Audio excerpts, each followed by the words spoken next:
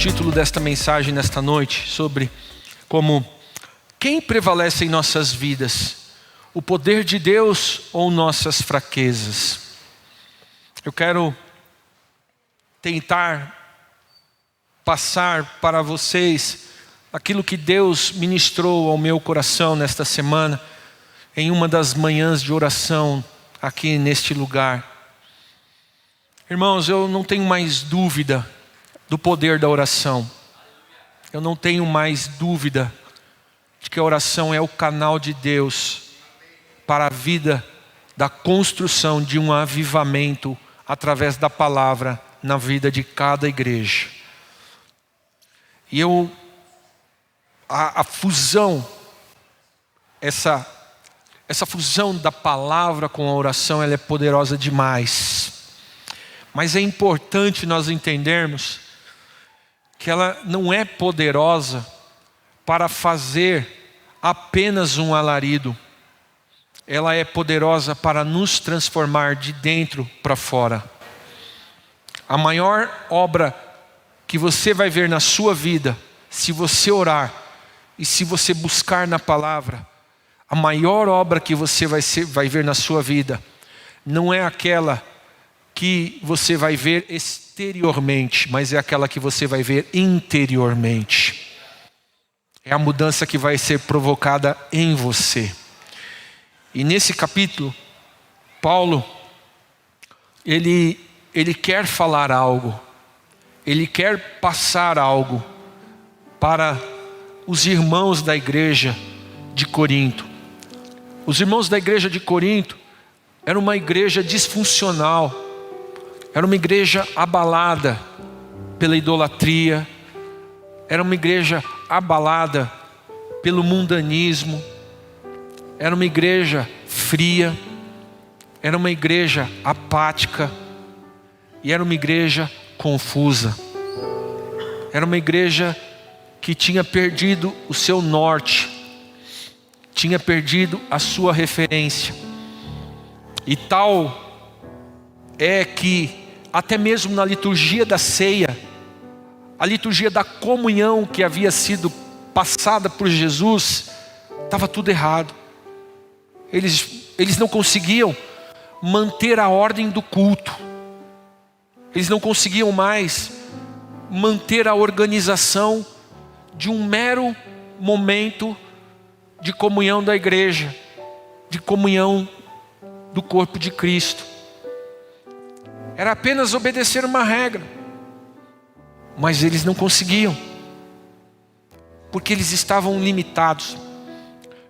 Quando eu comecei a ler esse capítulo, eu li este capítulo de 2 Coríntios, em várias traduções, em várias versões, e orando e lendo vários comentários, o Espírito Santo começou a me mostrar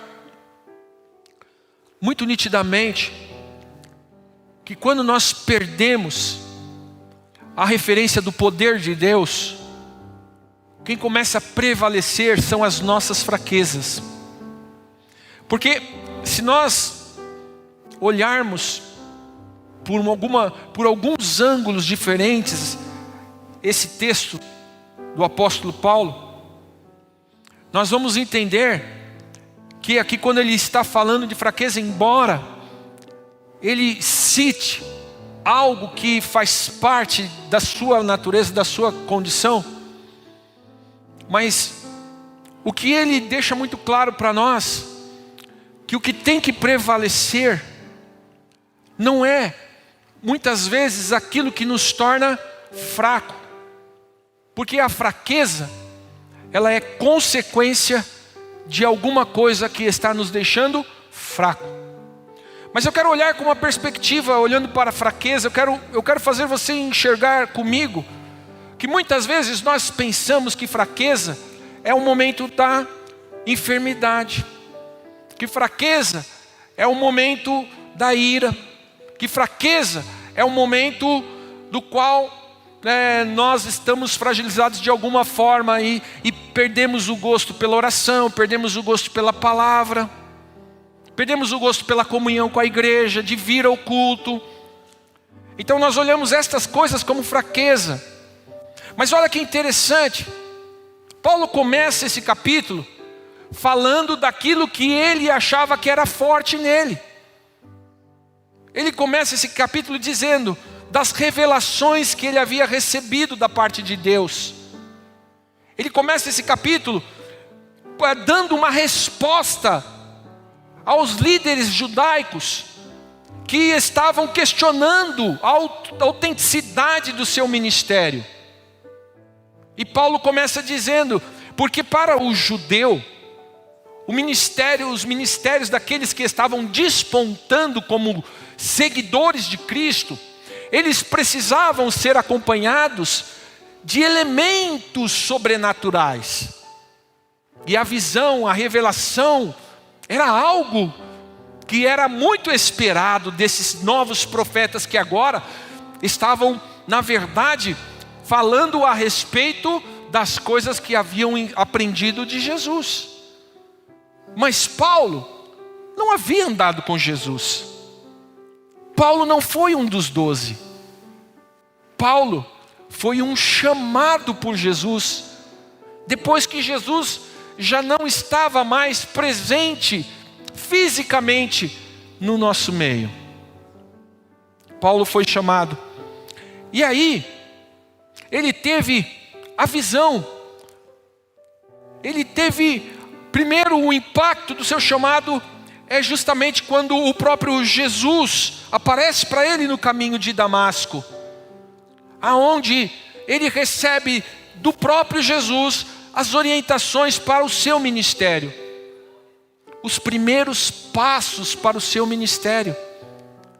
E o que é interessante, que Paulo, pelo impacto do chamado, ele vai ficar cego, ele vai perder todas as suas referências, porque ele era um homem altamente capacitado, era um homem altamente forte, autoridade, e daqui a pouco ele vai receber aquele impacto daquela luz no caminho de Damasco, e ele vai então perder todas as suas referências.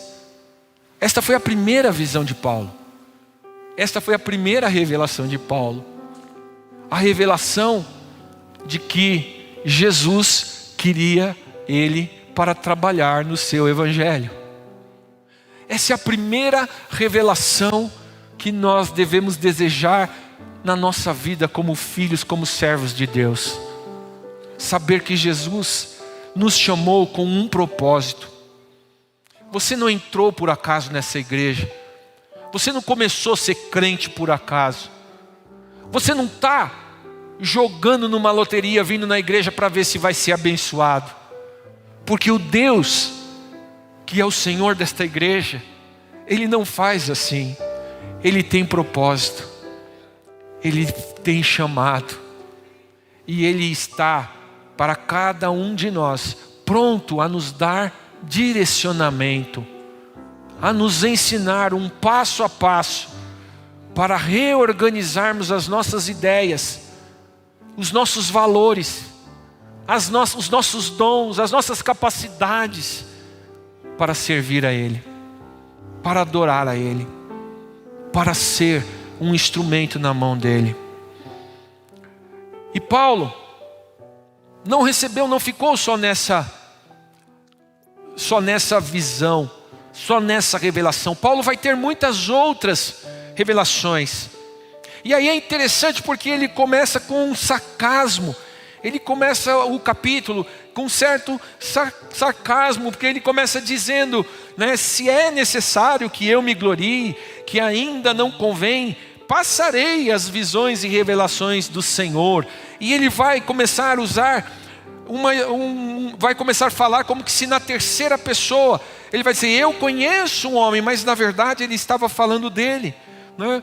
Mas ele vai falar das revelações que ele havia recebido, como por exemplo em Atos capítulo 16, versículo 9, quando ele estava lá de pé, e daqui a pouco um homem da Macedônia aparece para ele, e vem e diz: vem para a Macedônia e nos ajuda. E quando ele teve essa visão, logo procuramos partir para a Macedônia, concluindo que Deus nos havia chamado para lhes anunciar o Evangelho. Olha o tipo de visão que Paulo vai receber.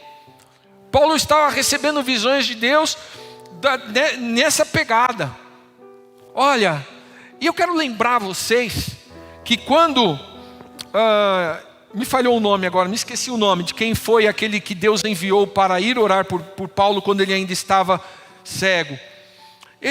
Aquele homem teve medo de ir orar por Paulo. Os teólogos de plantão daqui a pouco me falam o nome aí.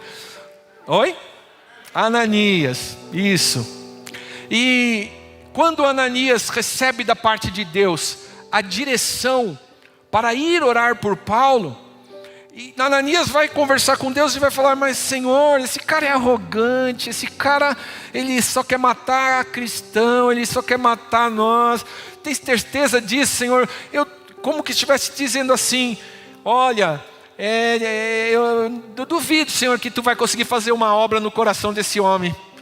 E Deus fala para Ananias, né? Olha, você vai lá orar por ele, você vai obedecer o que eu estou te mandando, porque você vai ver a transformação na vida de Paulo. E olha, eu vou te dizer, Paulo vai ser um dos que vai sofrer por amor do Evangelho. Eu tenho uma obra muito grande na vida dele. Ele vai me ser muito útil na minha mão. E você vai lá dar o start em tudo que vai começar na vida dele. E olha, quando Paulo recebe a oração, logo seus olhos se abrem. A Bíblia nos relata que ele freneticamente começou a buscar uma forma de servir ao Senhor. E é muito importante que nós entendamos que ele passou o início do seu ministério inteiro tendo que defender o seu ministério. O ministério de Paulo praticamente só foi ser unanimidade quase perto do final do seu ministério. Paulo só foi conseguir realmente ter um selo de autoridade quase já no final do seu ministério. E o seu ministério foi um ministério de sofrimento por causa do amor de Cristo Jesus, por amor do chamado de Jesus em sua vida. Paulo teve visões sempre voltadas nessa direção, sempre voltadas para o trabalho que Deus tinha a fazer a respeito da vida dele, sempre voltado a respeito da sua própria pessoa. Isso me faz pensar o quanto, irmãos, nós precisamos compreender que muitas coisas que você está ouvindo na sua caminhada como cristão, como filho de Deus, não tem a ver com os outros, não tem a ver com a igreja, mas tem a ver com você. Tem a ver com o que Deus quer fazer através de você. Nós temos visto uma igreja cada vez mais omissa. E aqui me entendam, porque aqui não existe nenhum desejo do meu coração em colocar-se na sua vida algum jugo com relação a esta igreja. Mas eu quero dizer com relação àquilo que Deus tem com você, que Deus tem com a sua vida, aquilo que Deus quer usar você para fazer, porque são estas coisas que realmente vão trazer paz ao seu coração. Se com os seus dons, com as suas capacidades, Deus tem te colocado nesta igreja para servir nesta igreja, então você tem que compreender que Deus, no desenvolvimento dessa convicção dentro do seu coração, é que Deus vai começar a te dar visões, a te dar revelações, a te capacitar. É a partir dessa compreensão plena é que Deus vai fazer o que Ele quer fazer através da sua vida. E aqui Paulo, no capítulo 12 de 2 aos Coríntios, ele está justamente tratando sobre essa questão. Ele está dizendo: vocês querem que eu tenha revelações porque vocês imaginam, né, que esses parâmetros, esses padrões que vocês colocaram para dizer que eu sou servo do Senhor ou não sou servo do Senhor, esses parâmetros que vocês estabeleceram, vocês acham que isto é glória? Vocês acham que isto é fama? É porque vocês realmente não conhecem o trabalho do Senhor. É porque vocês realmente não estão interessados em realmente saber o que Deus quer. Vocês querem um evangelho para serem bons, mas o evangelho é para mostrar um Deus bom. Paulo, ele vai dizer que por mais que ele seja competente, capaz, por mais que ele seja pronto para fazer qualquer coisa, qualquer governante da época poderia chamar Paulo para desenvolver e desenrolar qualquer tarefa de qualquer governo. Mas ele foi chamado por Deus. E aí ele vai colocar diante deles e dizer: olha, não é por causa do meu poder ou por causa do que vocês veem eu fazer, mas é por causa do que Ele faz em mim. É por causa do que Ele fez em mim. É por causa do que Ele mudou em mim. E é interessante que as revelações de Paulo vão ser, na verdade, vão simplesmente mostrar esse Paulo disposto à obra do Senhor. Olha só em Gálatas capítulo 1, versículo 11, diz assim: mas irmãos, quero que saibais que o evangelho por mim anunciado não se baseia nos homens, porque não o recebi de homem algum, e nem me foi ensinado, mas o recebi por uma revelação de Jesus Cristo. Aleluia. Tem coisas, irmãos, que vão acontecer na sua vida,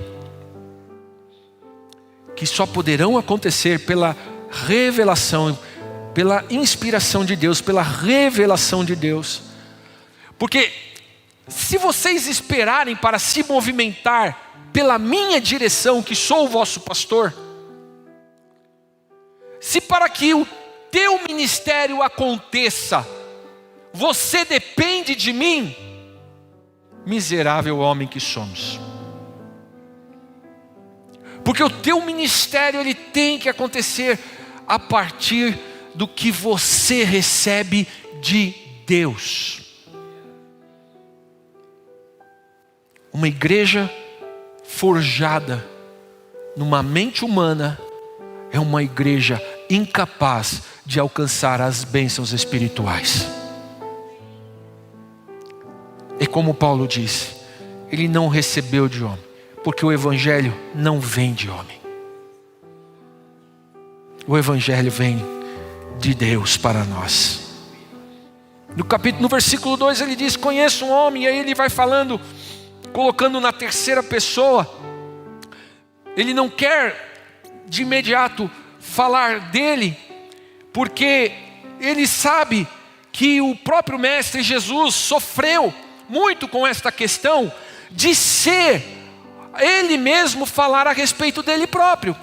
Quando Jesus, pelas dezenas de vezes que Jesus foi colocado em questionamento pelos fariseus, pelos líderes judeus, sempre uma das coisas que eles questionavam Jesus era: como é que tu podes dar testemunho de você mesmo? Como é que tu podes realmente afirmar o teu próprio evangelho?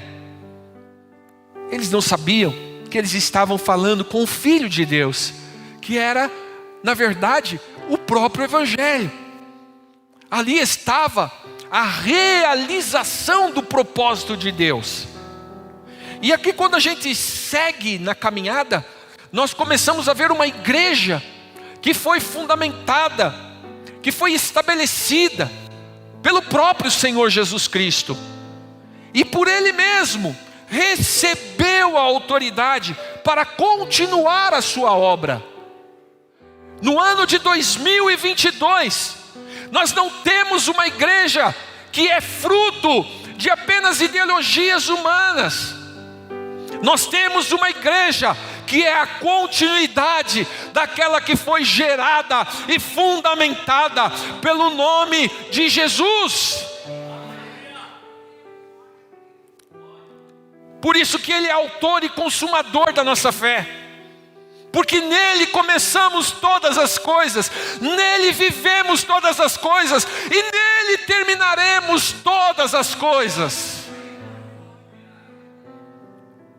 A igreja de hoje, a igreja de agora, não é uma igreja que está se fundamentando, que está se existindo a partir de ideologias humanas. Daí a importância de cada um de vocês estarem sendo conhecedores do propósito de Deus em vossas vidas. Porque se um dia eu falhar, vocês têm que estar comigo. Vocês têm que ser aquele que junta força comigo para que eu não desvie dos caminhos que o Senhor tem para nós. Mas para isso é necessário que cada um de vocês entendam o chamado. Há elementos importantes nesse texto. Quando Paulo fala que ele subiu ao terceiro céu, ele está justamente falando de um arrebatamento, de um momento especial, em que ele recebe algo da parte do próprio Deus. E como ele mesmo diz, eu não sei se no corpo ou se fora do corpo, Paulo não sabe dizer se em sonhos Jesus lhe deu a revelação, se Jesus o arrebatou e o levou. E isso é muito interessante, porque ele está falando de algo que os judeus já haviam estabelecido quando ele usa o termo do terceiro céu. Eles entendiam que havia o céu, que era aquele onde está as nossas estrelas, é aquele que está dentro da nossa atmosfera. Eles compreendiam um outro céu, um segundo céu, que seria o universo, onde está o Sol, onde está todos esses outros planetas, né? E eles já tinham uma percepção de que havia o lugar mais alto de todos os lugares, que era um lugar onde realmente estava a presença de Deus, aonde Deus estava agindo em favor da terra, em favor da criação, em favor de todos. É um lugar comum da atuação de Deus na vida do homem, é um lugar da presença de Deus. E Paulo é levado para este lugar.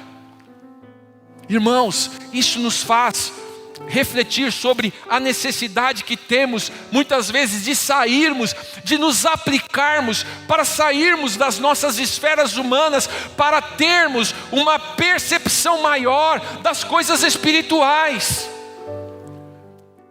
Quando lá em Ezequiel ele tem a visão daquele anjo que mede com um cordel e chama para a água mais profunda o profeta, e ele mede e chama para a água mais profunda.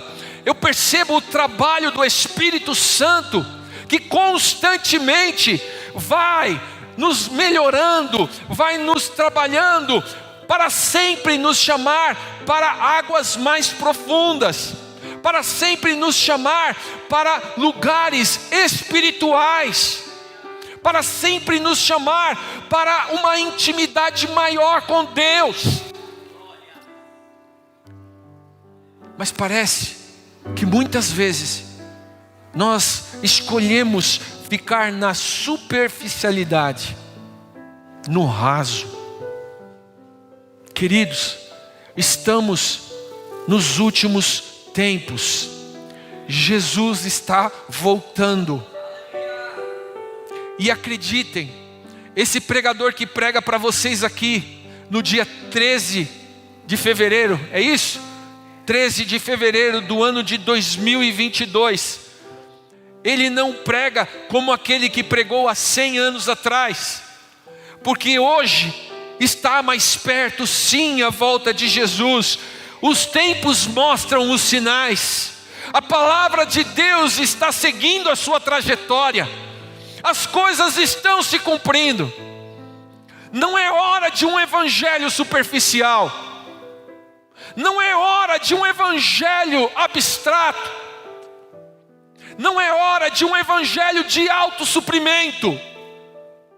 É hora de um evangelho aonde se reconheça que precisa realmente existir uma transformação do alto para que você possa ser instrumento de Deus nesse tempo.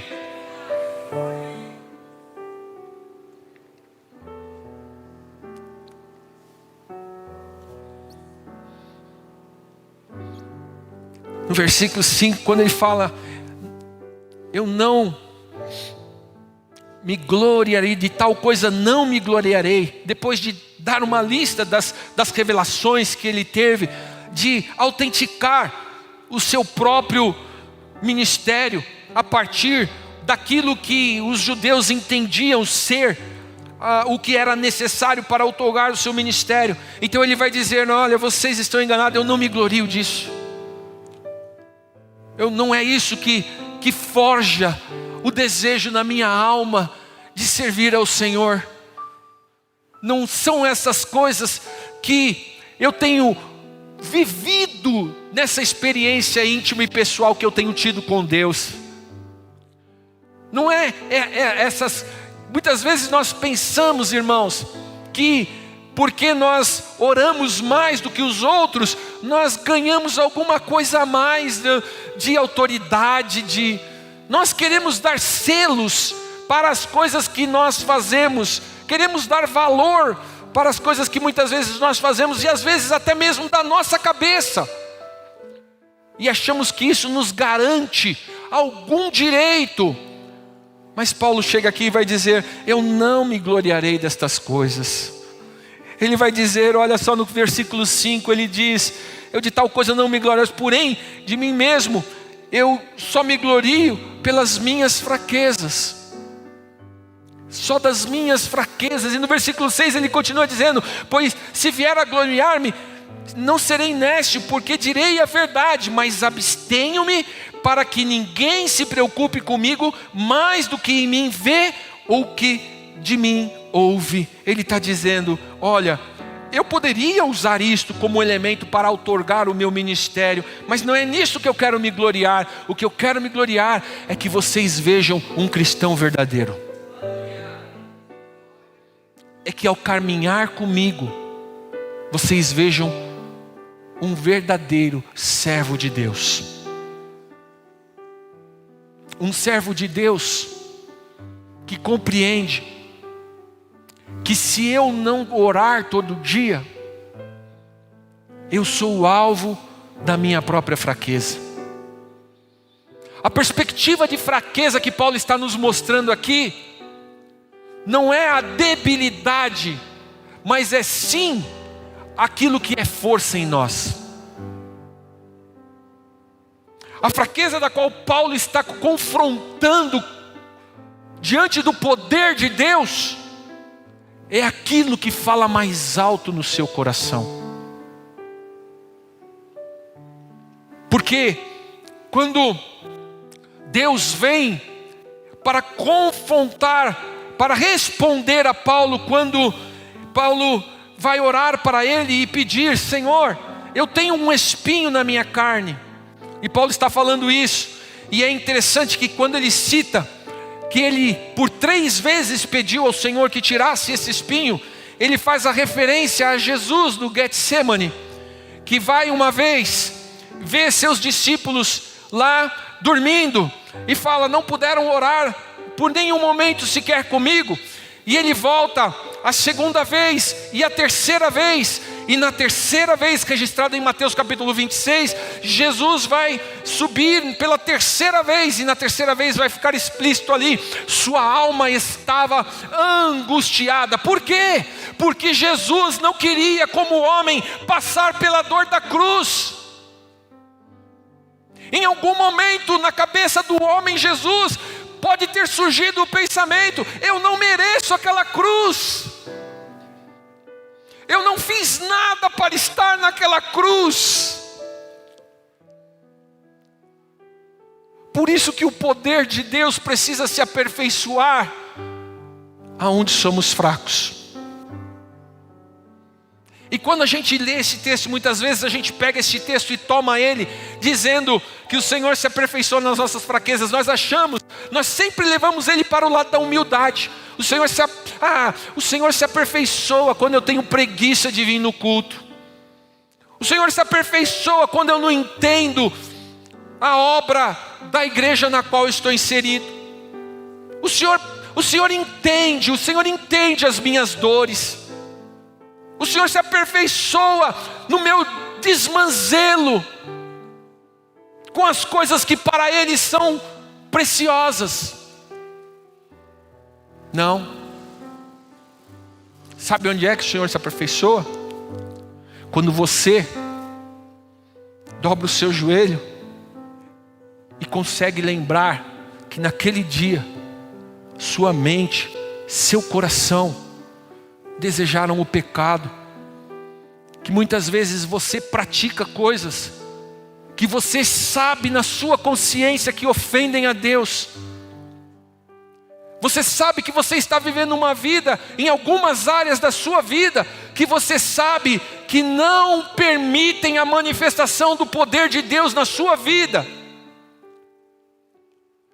De Paulo, era a consciência que ele tinha de ser um homem sábio, inteligente, que a qualquer momento ele podia reverter a sua história, podia deixar os judeus de novo, os cristãos de novo, e voltar para os palácios de Roma, voltar a ser autoridade. Para ele era esse que era a sua fraqueza, algo que a qualquer momento podia lhe dominar e tirar a glória de Deus na vida dele. Quantas coisas temos feito na nossa vida, no nosso dia a dia, que nós não consideramos fraqueza, mas são estas coisas que estão nos derrubando. São estas coisas que estão esfriando os nossos corações. São estas coisas que estão empatando o chamado de Deus em nossas vidas. São essas coisas que estão impedindo o poder de Deus de se manifestar em nós. E Deus vai dizer para Paulo: o meu poder, Paulo, se aperfeiçoa na sua fraqueza. Porque aonde você acha que você não pode vencer, você vence com a minha força em você. Quando você acha que você não consegue parar de mentir, se você entrar num processo de ir para águas mais fundas, a mentira deixará de ser a realidade da sua vida. Quando você acha que não pode fazer mais nada pelo Evangelho do Senhor, o se aprofundar na experiência íntima e pessoal com Ele fará renascer os sonhos no seu coração, restaurará o projeto de Deus na sua vida. E então todas as demais coisas não serão mais problemas para você manifestar na sua vida a glória do Deus Altíssimo. Porque Ele terá prioridade na sua vida. Aleluia. Quando para encerrar, quando Paulo fala que ouviu a voz que disse: a minha graça te basta, a minha graça te basta. Toda vez que nós olhamos para o termo graça, nós sempre pensamos na sua estrutura, que é a misericórdia generosa de Deus para com o ser humano que não merece, o favor de Deus gratuito e imerecido para com a humanidade pecadora, que é demonstrada na obra redentora de Cristo. É um presente que não se merece, nem se pode conquistar. Um significativo ensino que Paulo traz, dizendo, a tua graça me basta. E nós sempre olhamos, o que é graça? O que é graça? Parece que nós nos limitamos, e aqui fica o ponto fundamental para que nesta noite você entre num momento de uma profunda reflexão em sua própria vida. Se graça para você é só ficar de braços cruzados porque você já recebeu, você não entendeu a graça. Não preciso fazer nada porque a graça já veio. É graça sobre graça. Não. A graça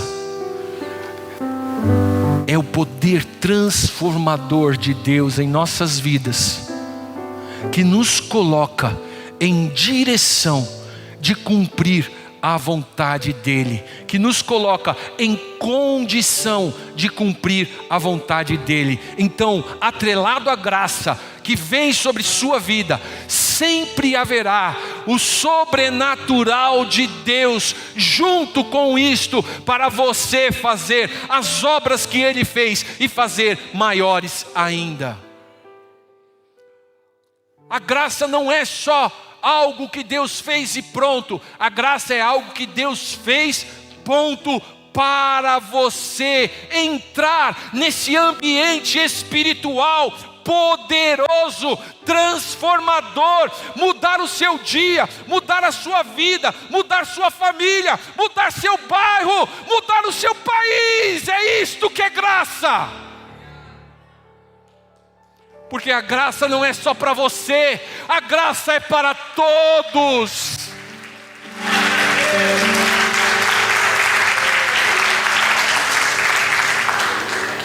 Por isso, quando você olha para dizer: Senhor, o teu poder se aperfeiçoa nas minhas fraquezas, a tua graça me basta. A visão que você deveria estar tendo neste momento era de um homem rendido aos pés do Senhor Jesus, confessando diariamente os seus pecados, as suas fraquezas, os seus limitadores, dizendo: eu não tenho conseguido viver o teu chamado, eu sou como Paulo, eu não tenho autoridade espiritual. Quando eu oro, os demônios nas regiões celestiais ficam perguntando: quem é esse? Quem é esse que está orando? Quem é esse que está pedindo a cura impossível? Quem é esse que está orando e que está pedindo a transformação de algo que homem nenhum na terra pode fazer? Aí Deus vai dizer: este é aquele que entendeu, que recebeu de mim, aleluia, o perdão dos seus pecados, que recebeu de mim um chamado e que está pronto para atender o chamado, porque o desejo do coração dele é revelar a glória que um dia, aleluia, o Filho recebeu ao lado do Pai, a glória do Senhor que enche toda a terra. Ele quer ser instrumento da revelação da glória de Deus. Nós não somos igreja, irmãos, para cumprirmos protocolos humanos. Nós somos igreja para atender às ambições espirituais de Deus. Fomos colocados em São Miguel Paulista com um propósito. Deus sabe qual é o propósito dessa igreja. Uma das coisas que esta semana me veio muito nítido no coração, nesta reflexão, irmãos. E se Deus permitiu manter esta igreja, que já cresceu e foi para o outro lado, que já teve tantos momentos, e se Deus permitiu que nós estivéssemos aqui, por amor da nossa vizinhança desta rua, se for este o propósito de Deus, nós precisamos começar a receber as revelações do alto para cumprir o propósito de Deus na vida da igreja. Fico tão feliz de ver a Denise aqui. Mas sabe o que aconteceu, irmãos? Ela é de Moema. Será que Deus teve que mover alguém de Moema? Porque os que estavam em São Miguel não tinham forças para ganhar essa vizinhança? Depois de muitos anos, nós estamos entrando naquela casa e orando com aquela família. A casa da sua tia, que é uma vizinha nossa aqui. Irmãos, precisamos colocar e submeter aquilo que são fortalezas nas nossas vidas, para que elas se transformem em fraquezas destruídas por Deus, pelo poder de Deus, para que nós possamos atender o chamado de Deus e revelar a glória dele neste lugar. Eu espero que você tenha compreendido esta palavra nesta noite, e que nesta semana você possa começar a batalhar esta batalha interior sua, para estar no propósito de Deus. Talvez, se nós fizermos isto com seriedade, talvez ao longo dos próximos dias, Deus vai começar a dar as revelações e as visões que vocês precisam para fazer o ministério de vocês acontecer neste tempo em que aqueles que estão lá fora aguardam com grande expectativa a manifestação dos filhos de Deus.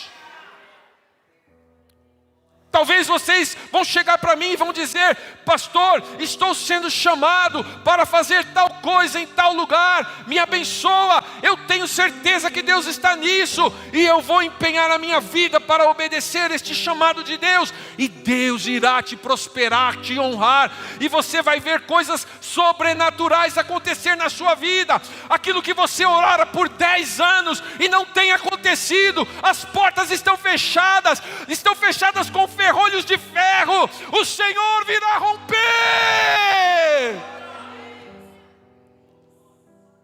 Porque não há lugar melhor para sermos abençoados, senão no lugar aonde Deus nos coloca, porque Ele nos quer. Quando Ele nos quer num lugar e nos coloca lá, e nós aceitamos estar lá, seremos então como Paulo, e dizer como ele: eu sei viver com pouco, eu sei viver com muito, eu sei viver quando sofro, sei viver na alegria, eu sei passar tribulações, eu sei ficar firme nos dias difíceis, porque se o meu viver é Cristo, o meu morrer é ganho. Tenha todos os cuidados que você puder ter com a sua saúde, com os protocolos da Covid-19. Mas deixa eu te falar uma coisa, não tenha medo, a tua vida está nas mãos do Senhor, e Ele conta os nossos dias. Eu quero orar com você, antes de passarmos a ministração da Santa Ceia. E a minha oração nesta noite é para que você possa entrar neste processo de identificar as suas fortalezas, aquilo que te impede honrar a Deus no seu casamento, no seu trabalho, honrar a Deus na sua vida particular, honrar a Deus no seu ministério, nesta igreja, porque todas as áreas fazem parte de você. Deus não te quer em pedaços na presença dEle, Deus te quer por inteiro, Deus te quer completo. Por isso nesta noite eu quero orar, para que o Senhor possa começar a te dar sonhos e revelações. Se preciso for, que o Senhor te dê uma experiência impactante, sobrenatural, para que você possa compreender que o Senhor está olhando para você com propósitos, com planos. O plano que você tem feito talvez não esteja conforme o grande plano que Deus está fazendo para você. Está pronto para abandonar? Está pronto para abrir mão se for necessário? Está pronto para dizer: Senhor, este plano era o sonho da minha vida. Senhor, desde muito tempo eu tenho isso como sonho da minha vida. Mas se agora Tu estás me pedindo isso, eu estou pronto para Te entregar.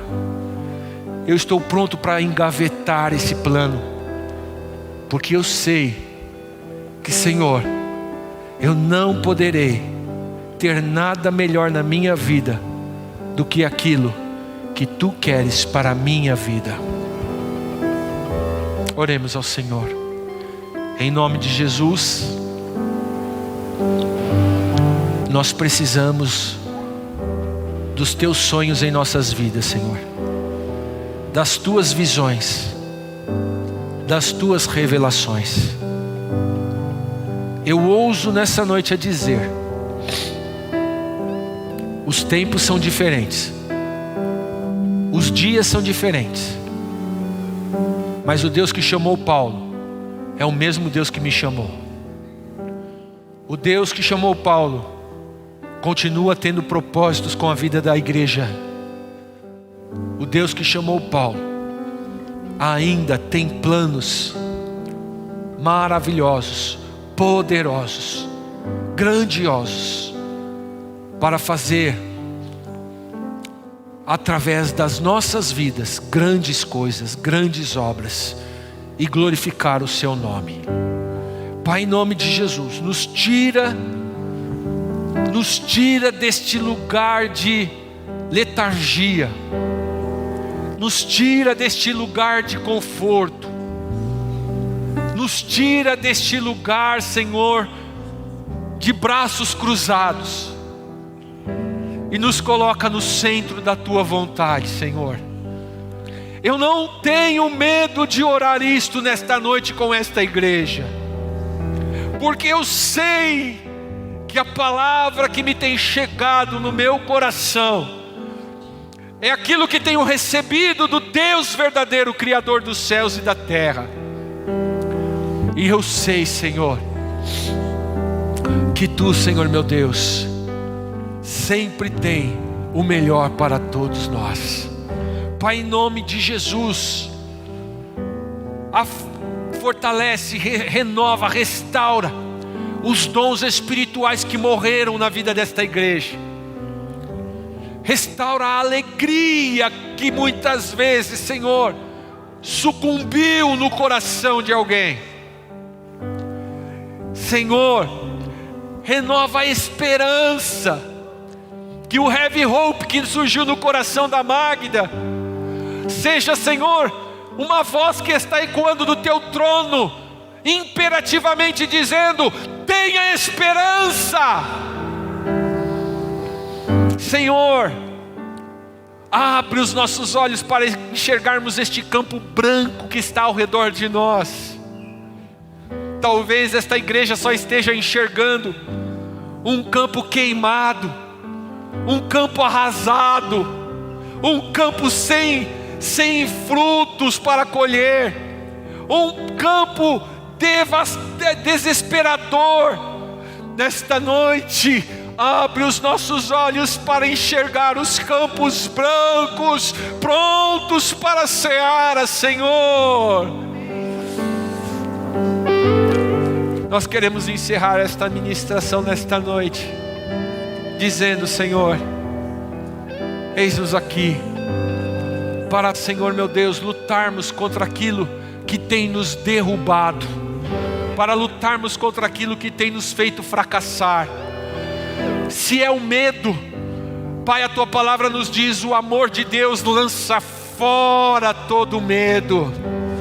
Se é covardia, Senhor meu Deus, nós tomamos posse das tantas vezes que Tu tens dito: ser forte e corajoso, porque eu sou contigo. Aleluia. Se é enfermidade, então, Senhor, libera sobre a vida da Tua igreja, Senhor meu Deus, a manifestação da cura dos nossos corpos físicos, para que eles sirvam, Senhor, de testemunho do milagre de Deus para a obra do Senhor que tem que ser realizada neste lugar. Se é falta de sabedoria, nós Te pedimos: dá-nos sabedoria, porque a Tua palavra nos diz: peça sabedoria e Ele nos dará, para que nós possamos andar nesta terra de forma agradável a Ti, Senhor. Pai, em nome de Jesus, quando eu for encerrar este culto nesta noite, eu vou sacramentar, Senhor, tudo que fizemos nesta noite aqui, tudo que ministramos nesta noite aqui, Senhor, impetrando a bênção que diz que o amor de Deus, que a graça do Senhor Jesus Cristo e a consolação do Espírito Santo seja com todos os dias, fortalecendo a palavra que está sendo ministrada em cada coração, Senhor. E desta forma, Senhor Jesus, nós andaremos nesta terra em vitória, de glória em glória ao Teu nome, Senhor, para que em tudo Tu sejas engrandecido. Firma no coração desta igreja nesta noite esta palavra, Senhor, e dá-nos, Pai, uma caminhada debaixo da Tua revelação. Em Cristo Jesus oramos, amém, e graças a Deus, aleluia. Louvado seja o nome do Senhor.